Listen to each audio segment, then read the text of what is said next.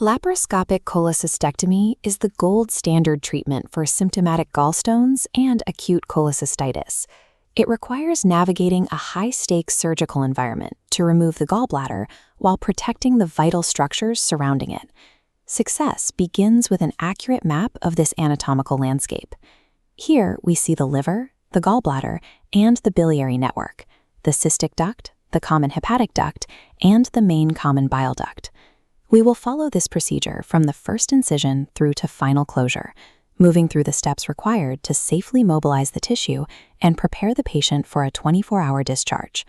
Before we begin, the patient must be under verified general anesthesia, and the standard laparoscopic tray must be fully prepped and inspected. This anatomical roadmap serves as the primary guide for the surgeon, as correctly identifying these landmarks prevents the disorientation that leads to biliary injury. We start by positioning the patient in reverse Trendelenburg with a slight left tilt.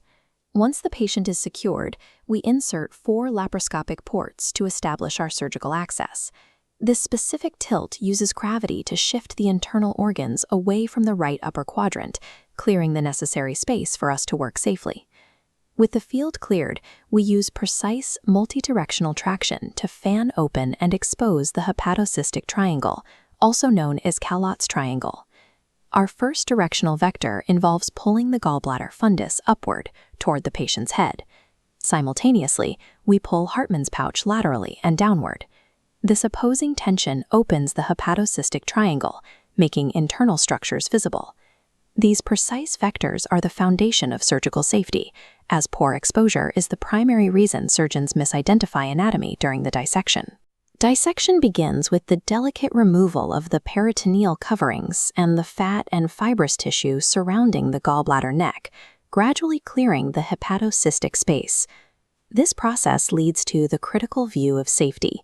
This is a mandatory halt in the procedure, where all cutting must stop so the surgeon can verify the anatomy. We verify 3 criteria. First, the hepatocystic triangle is completely cleared of fat.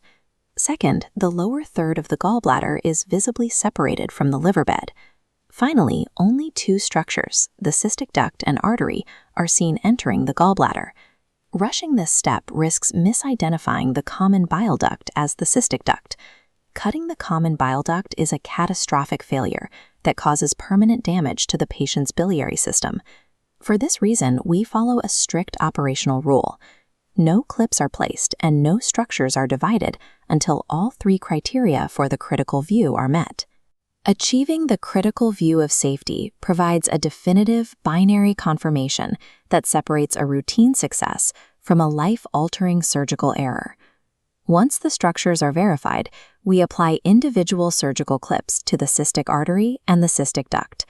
We then divide both structures by cutting precisely between the clips, permanently disconnecting the gallbladder's blood supply and ductal connection. Next, we use an electrocautery tool to begin cleanly separating the gallbladder from the liver bed.